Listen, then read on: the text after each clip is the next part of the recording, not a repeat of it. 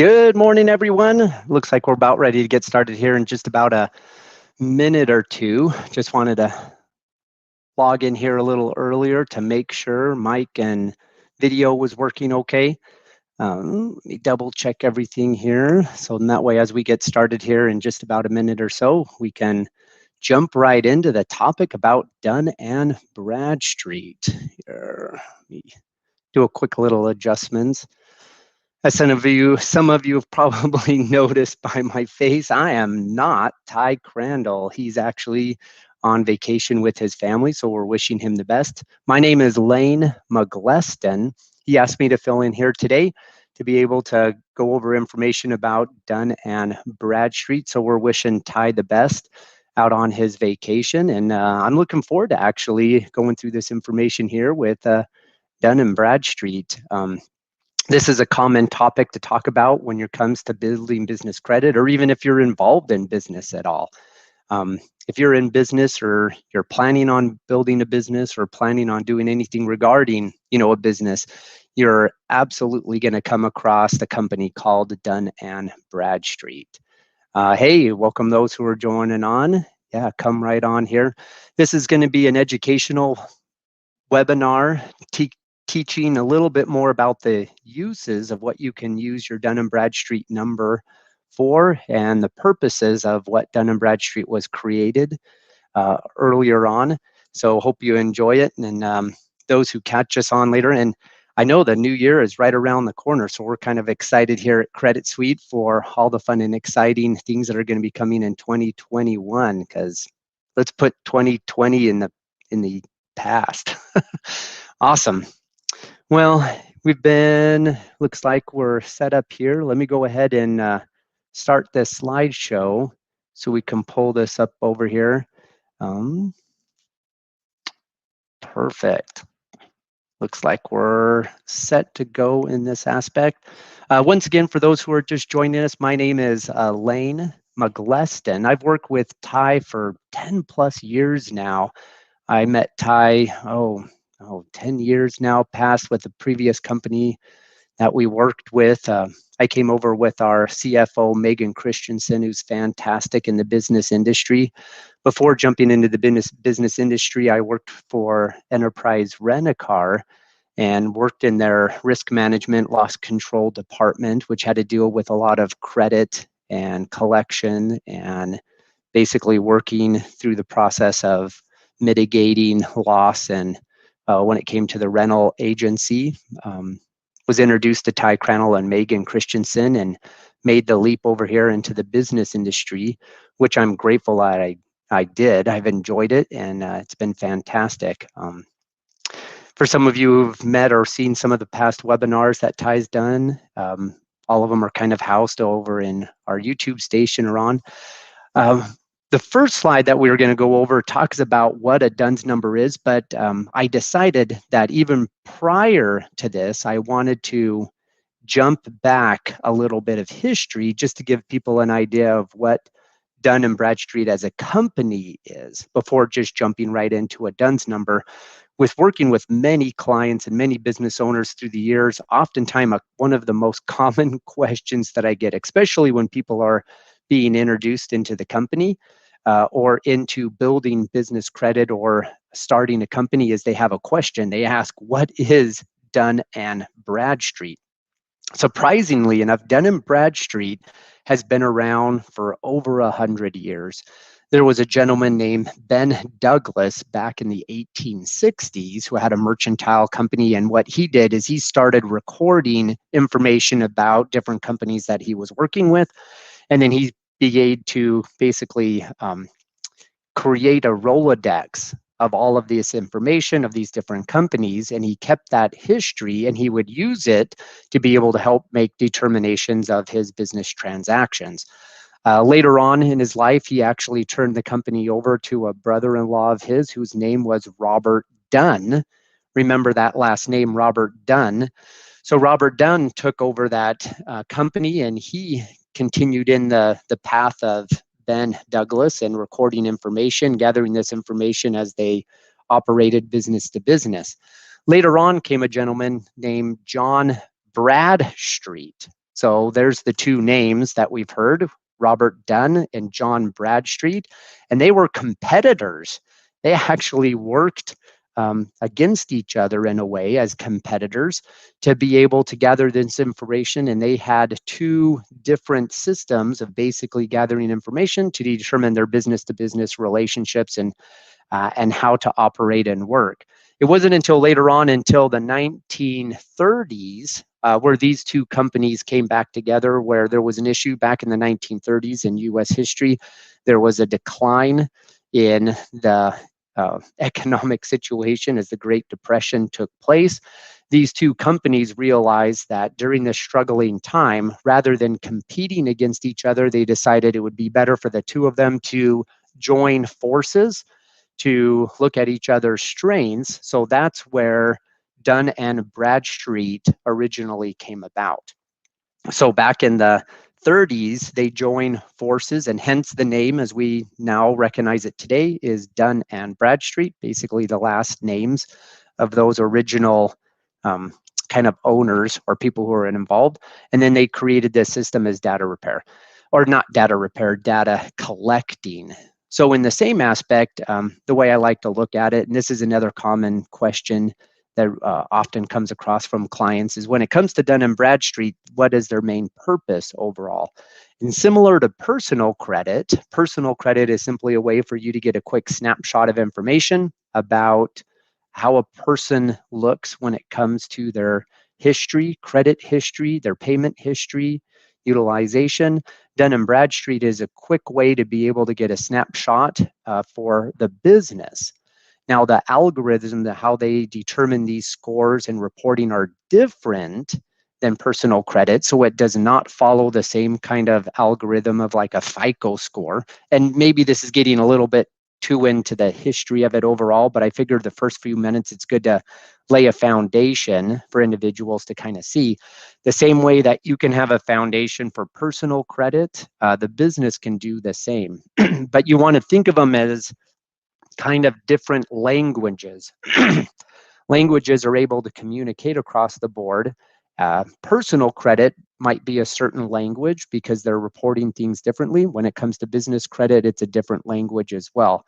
They're basically accomplishing the same thing, but it's just done differently.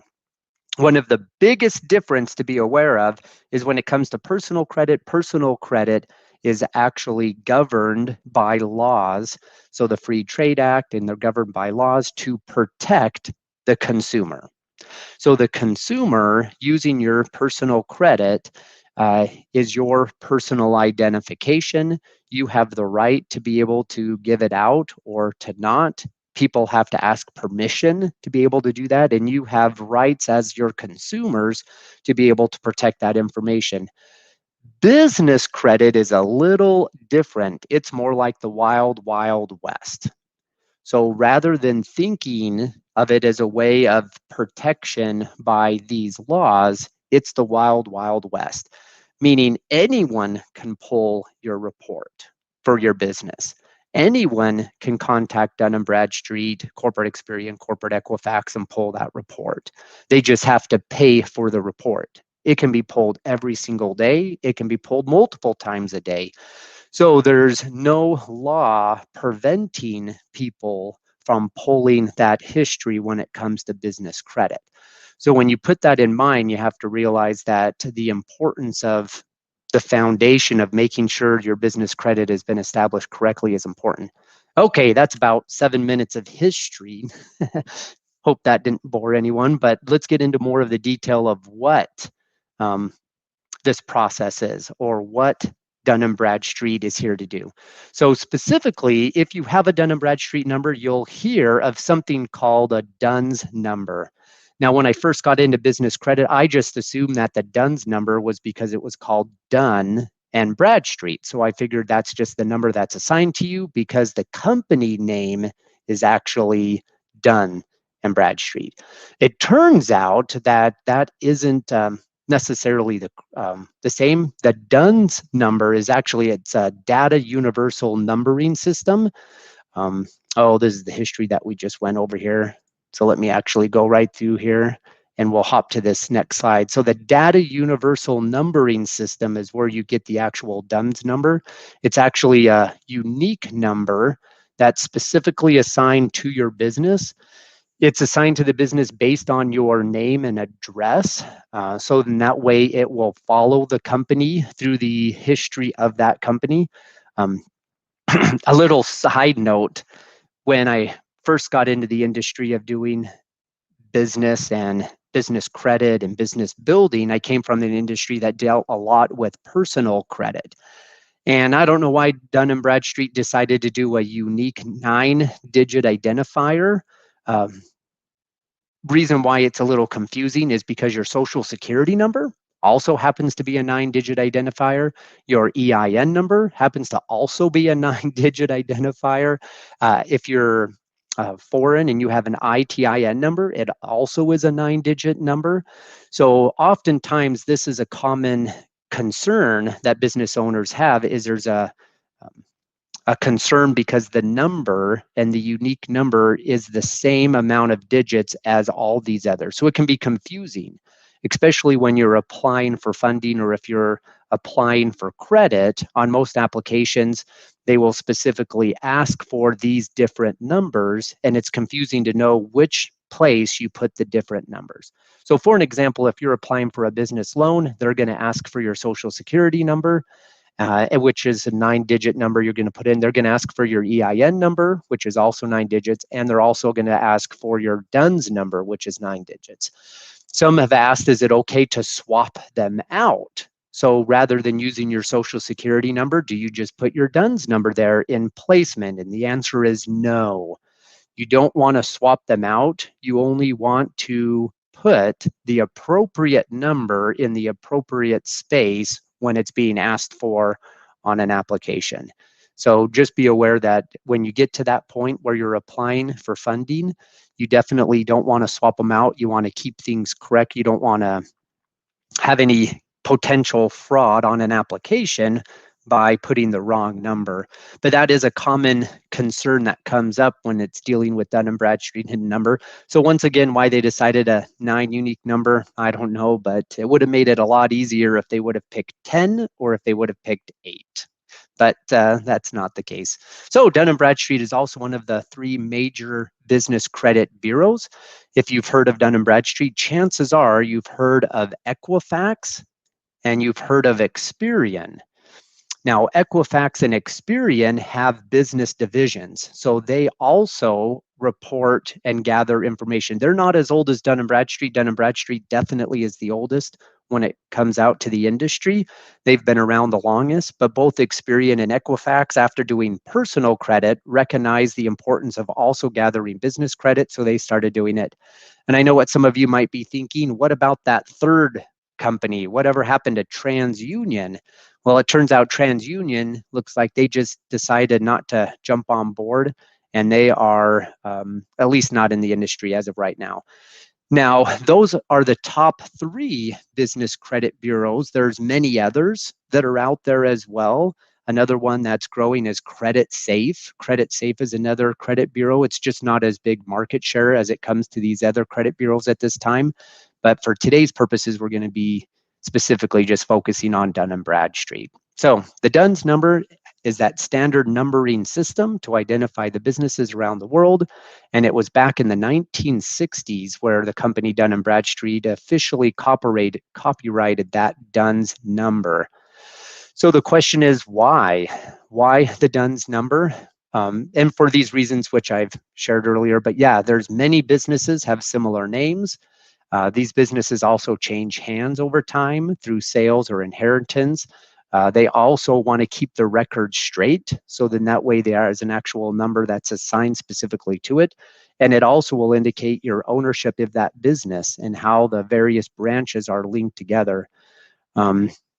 Within that, some have asked, how do they get the actual initial account? With Dun & Bradstreet, you have to be proactive. Some credit agencies, like going back to your personal credit, with personal credit, it kind of just automatically occurs meaning that as you use your personal credit, this history is going to funnel back into your personal credit report. With Dun Bradstreet, you have to proactively get your account set up, meaning you have to actually approach them, you have to apply for it. And there's different processes on how you can apply for your Dun Bradstreet number. One of the easiest ways is just a free account. It does take about 45 days before they'll send the information out to you, which gives them an opportunity to get some information over to you. Or you can expedite the process and pay Dun Bradstreet to get the account set up a little quicker, just depending on one of their programs. Oftentimes, if you have the patience and you just apply for their free account, they'll get that information over to you in about 30 to 45 days, which isn't too long. And then you have an actual number you can use on your applications. The number one reason, and this gets into our top 10 in a way. So there's top 10, well, I wouldn't call them maybe top 10, but 10 uses for your DUNS number. But definitely the number one reason that people get a DUNS number is specifically for building business credit. On an application for businesses, you're going to have to include on many applications your DUNS number, because before someone will issue you credit to your business, they want to be able to see what the company has done. Similar to personal credit, they want to see how your past history to determine your future actions. It's similar to your business. So they'll ask for your DUNS number, and they're going to be also primarily looking for the number of payment experiences that are on your DUNS report. If you have at least 3 payment experiences, Dun & Bradstreet system will automatically create what is called a paydex score, which is something that you might have come across or heard as well. If you've been dealing with business credit or in the process of dealing with Dun & Bradstreet, a paydex score is their equivalent of how well you pay your bills. Your paydex score determines how well everything's been paid in the past. Now, one of the nice things about a paydex score is it's not determined by your utilization. It's not determined by number of inquiries. It's simply a score given to your company based on how well your bills are paid. Now, in the past, a little bit more of history, about 10 years ago, they required 5 payment experiences. You had to actually have dealings with 5 different companies to report back to Dun & Bradstreet before they established a paydex score. And then a few years ago, they changed that. They brought it down to only 3 payment experiences. I think they found that people were getting frustrated on getting a paydex score because it was taking more time than expected. So they reduced it to only 3 payment experiences. A common question that I get from clients is, how is that established, and do you have to do anything? It's automatically established after you have 3 payment experiences that take place with Dun & Bradstreet. What will happen is their computer system will automatically recognize that the business has 3 experiences, so it will automatically assign your paydex score. It's a score based from 0 up to 100, and the score that you're really shooting for is an 80. An 80 means everything's been paid on time. So if there's been 0 late payments, you will receive an 80. Now, it is possible to get higher than an 80. People have asked, how is that possible? And it's by making payment experiences sooner than the due date. So say you're on a net 30 terms and your due date is the 15th of the month. If you wait until the 14th, right before your due date, and you make the payment, it's just going to record as an 80 because the 80 is showing that payments are on time. But if you actually report it or pay it off earlier, say on the 5th of the month, and you consistently do that, they can actually update your paydex score to have a higher score. Now, it's something that's not done fairly easy, or don't expect it to be easy, meaning it takes months and a lot of history to be able to get higher than an 80. But when through the years of building business credit, I have found that an 80 is practically perfect. So don't worry so much of trying to get higher than an 80, because it will be a little frustrating on how long it takes. Just be aware that you're trying to shoot for that 80. Now, if you have lower than an 80, just to be aware, if you have anything below that, it simply means there's late payments showing on your account. And that could show up anywhere in that history. If you have any late payment on your account, then you'll have something lower than an 80. If it's just underneath an 80, like a 79, it probably means there's only one late payment. If you have a 70 or in the 60s, it means there's multiple late payments that are showing up. Now, why the paydex score is important is because the paydex score is when your first chance on building business credit is official and it's on board because they've given you an actual score. So just a quick little review again, the DUNS number that you establish plus 3 reporting payment histories will automatically create that paydex score. Now, the paydex score is something that you want to be mindful of monitoring to watch just to make sure that it does stay at that 80, because that's one of the largest factors that it comes for building business credit. If you're missing any of those, the elements, they basically will come back as incomplete, and then that score won't show up. Now, we have seen cases where people have mentioned that they have a paydex score, and then next month, the paydex score disappears. And they've asked, why does that occur? That occurs if the number of payment history it reduces as well. So people are prone, well, not prone, I should say, mistakes should happen. Let's keep it in the positive aspect. Mistakes can happen in life, and it can happen same with businesses. So Dun Bradstreet has the possibility of reporting incorrect information, just the same way that you might have incorrect information reporting on your personal credit. So it's possible they might have reported an account that didn't belong, and then through their monthly auditing process, have noticed that and corrected the information. So if there's less than 3 reporting, then that will drop the overall score, which will drop from the paydex score. So that's one thing monitoring. Why is important to be able to watch what's happening on your score. More on business credit building and why it's the #1 reason why a DUNS number is important is a paydex score means that vendors won't likely do business with you unless they're able to pull some type of report. The majority of vendors that are out there, they want to be able to see history of what's taking place in the company before they determine giving you an approval. And if there isn't an approval available, then they'll lean towards personal credit. So back on that application, when they're asking for your EIN number, your personal credit, and they're asking for your DUNS number, if you leave your social security number off, it prompts the vendors to automatically pull your business credit to determine if you can get approved. If there isn't enough business credit available, then they will default to your personal credit to determine. And personal credit rules apply at that point. So inquiries, pulling your credit, looking at your utilization to determine if you can get approved or not. Now, if you're in desperate need of that particular vendor or account, then and you have good personal credit, then it might be an idea to already be aware that your personal credit might be needed to get that approval so you can actually get that account in your business name. Other profiles that vendors will pull is both Equifax and Experian.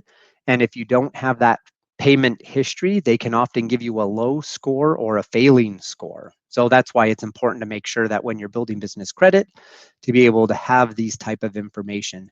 Some of the other reasons in here that business credit building with your DUNS number is important is the vendors or your suppliers are going to look it up to check your profile because they're looking to consider to do business with you. That's why the importance of that foundation is so important, is beyond just the score, they're also looking for uniformity in how your company's been established. They want to make sure that the business name, the business address, the phone number, all are uniform, that they're correct, because they're looking for any reason to not lend. They're basically mitigating their risk. They want to make sure that you're a good credit history and you have great credit ability to be able to lend to them. If it isn't showing up, then oftentimes we see that's why people are turned around and declined. But that's the main reason we find that a DUNS number is important. Number one is building business credit. The second one, which kind of goes hand in hand, is wanting to protect your personal credit. So the other main reason why people have a DUNS number to build business credit is for the simple reason to be able to protect their personal credit, meaning they don't want their personal credit pulled. They don't want the inquiry showing up. They don't want to have that attached, that if there's a default or if there's an issue on the business side, that business stays with business and personal stays with personal. So this is the next number one reason. If you don't have strong enough personal or business credit, it is possible that the personal credit would be needed. So I highly recommend that not only are you building business credit, but always be mindful of your personal credit as well, because there are cases where you might have to use your personal credit to be able to get approved for accounts that you're looking for specifically for your business. Some of the other important reasons on the personal credit side that they're looking at is they want to make sure that it doesn't hurt your utilization. One of the interesting things, just kind of as a review on that paydex score, is the paydex score is determined without the utilization, meaning you can have your business accounts, and even if they're 60% at use, 70% at use, but as long as you're making all your payments on time, what will happen is that utilization will stay, won't affect your paydex score. Where on the personal side, you really need to keep that utilization around 30% or below to be able to keep that your scores where they need.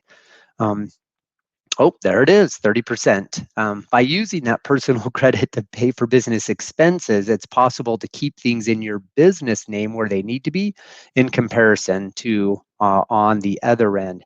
It also helps you because if you have high balances on your personal credit side, it also affects that personal side. Most credit scores on the personal side, they're really looking at the number of inquiries, your length and time in history, your utilization, any new accounts, which falls under that inquiry aspect, and then also your balances. So that will all fall into different factors here on determining what you can get approved on the personal side. On the business side, the nice aspect is you're able to primarily do it all just based on how well you pay your bills, which makes it really nice. Now, I know some of you might be asking, what about Experian and Equifax? All three of the main credit bureaus have different kind of algorithms or formulas that they determine their scores.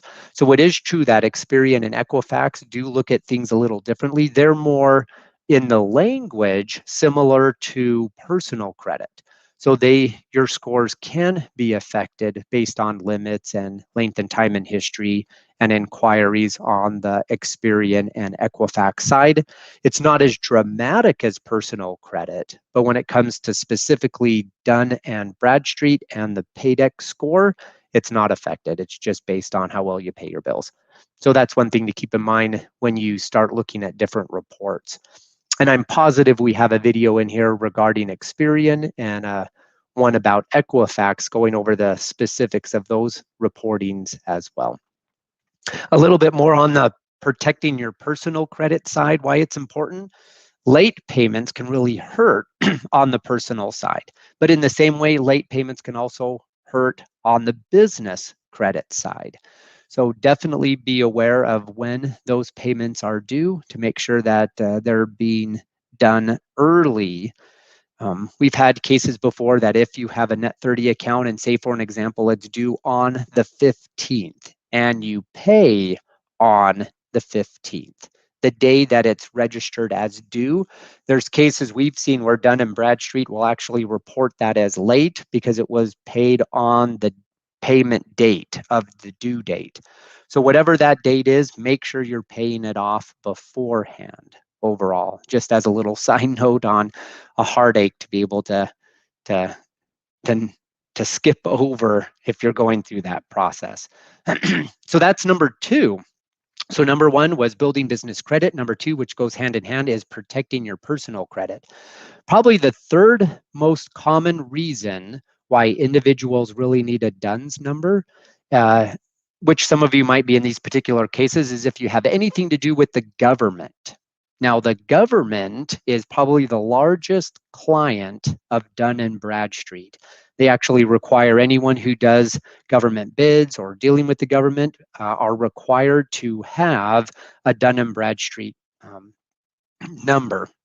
I know from personal experience, my wife actually runs a daycare, and as she was going through the legality of being approved to be able to receive government payments from individuals who were receiving subsidized daycare, she had to go through this process of applying for a DUNS number, getting an account set up, and going through and building business credit just to be able to get approved for these government contracts. So if you're in the business of doing anything related with the government, be aware that you will need to be able to set up an account with Dun Bradstreet to be able to get those approvals or any type of payment. And that's local, state, federal contracting opportunities. All of those are going to require it.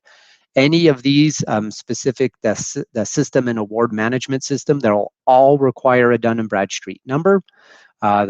This is a federal program overall. Now, if you don't have a Dun & Bradstreet number account yet established and you go and apply, there is a way to expedite your account if you're specifically dealing with the government contracts.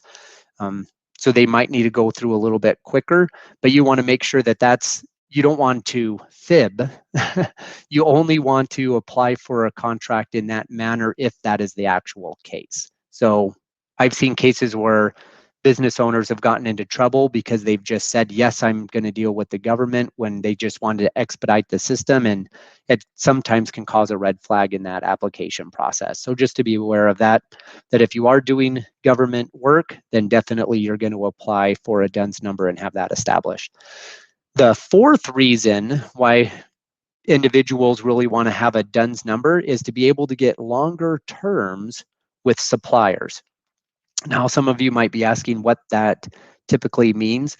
Most businesses have a relationship for businesses to businesses. I know a lot of businesses, they might be thinking their end consumer, just a person who's going to come in and purchase their product or come into the process of using their service with an end provider.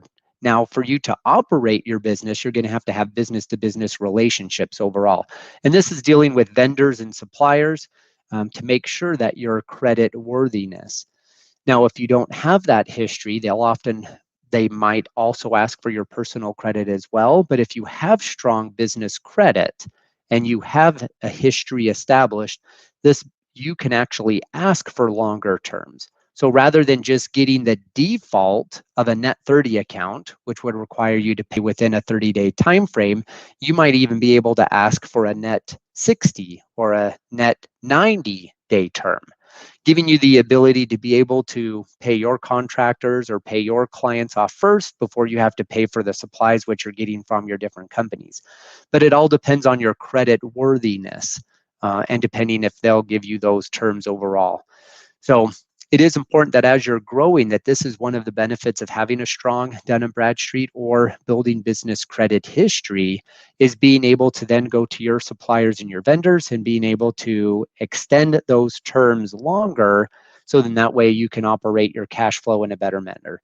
Other aspect comes with these longer terms. It can also help with your starter vendor accounts, or vendors are more likely to give you credit if you have that history.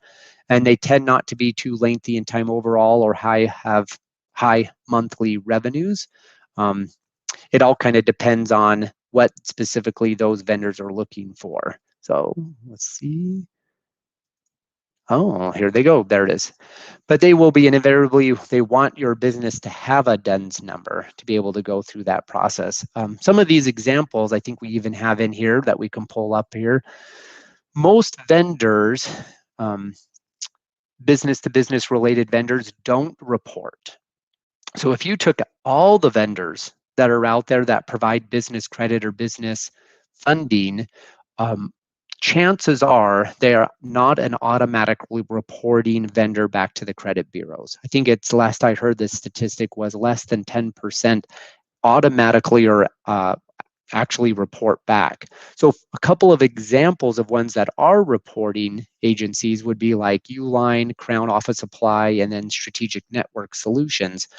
So when you're applying to these specific accounts, they will often look at your business credit history to be able to determine what you can get approved for to give these availability credit over here.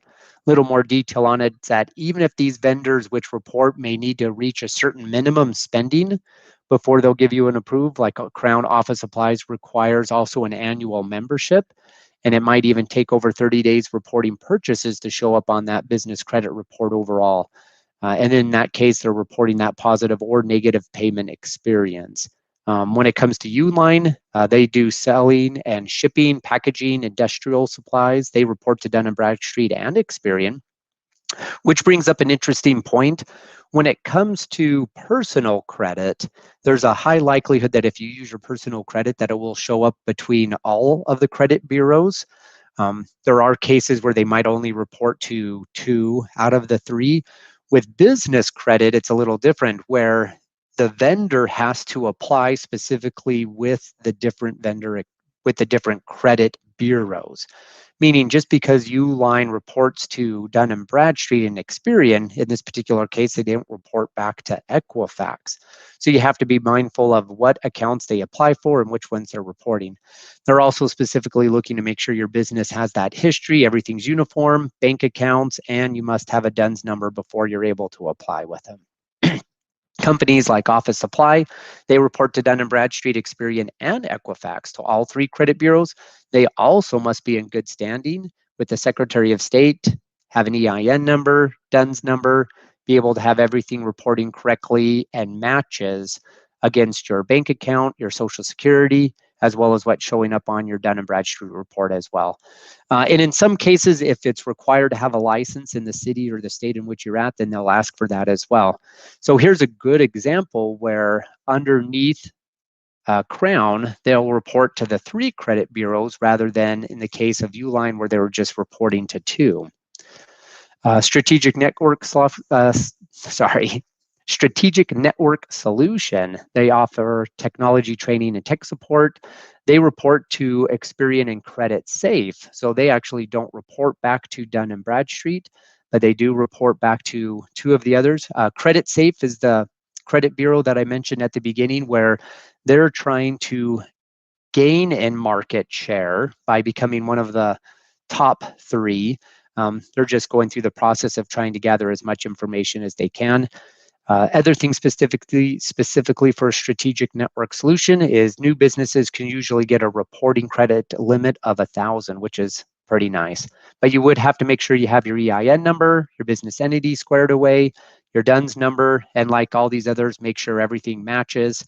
So then that way it's uniform across the board. So far, it looks like we've gone through 1 through 4. So the first big reason for a DUNS number is building business credit. The second was protecting your personal credit, and the third was government contracts, and then being able to get longer terms with your suppliers overall. The next examples we have in here for your uses of your DUNS number, these might be ones that you're not as familiar with in compared to these top 3 or top 4s. So number 5 is dealing specifically with working with your lenders and banks. Now, this kind of coincides, as we'll see, in number 8, which deals specifically with getting an SBA loan. But if you are in the process of specifically applying for a bank loan, there's quite a few different criteria that the banks are going to be looking at. One of those criteria will be your DUNS number. Now, currently, when you're applying for the lending, they're also asking for personal credit. And in most cases, they're also even asking for at least 6 months to 12-month bank statements, your profit and loss statements, as well as possibly even just tax returns. So the way I kind of like to look at it is when you're applying to a bank, there's a puzzle that needs to be created or put together before you're able to get an approval. That puzzle is a bunch of different pieces that are going to be placed together to make sure that the full picture or the big picture looks correct, which is basically the level of risk the bank is willing to take to give your business money. So as they look through your foundation, that's a piece of the puzzle. They want to make sure everything looks correct. They want to make sure you have a DUNS number and business credit established. Another piece of the puzzle, they will look at your personal credit. They'll look at your tax returns or your bank statements, and they'll look at all of the pieces of the puzzle to be able to determine if your business is credit worthy to be able to provide that business loan. In comparison to a vendor, where a vendor, if you're just buying products and services, they'll turn around and they'll simply just look at your foundation, your EIN number, and your business credit. And that's all they need as a piece of the puzzle to determine your credit worthiness. Where if it comes to a lender like a bank loan or a line of credit, then yes, they're going to be looking at more pieces of the puzzle. So even here, Bank of America states on its website, you have an individual credit profile, but your business should have one too. When you approach a financial institution or a major card issuer such as American Express or Bank of America, apply for business credit. The credit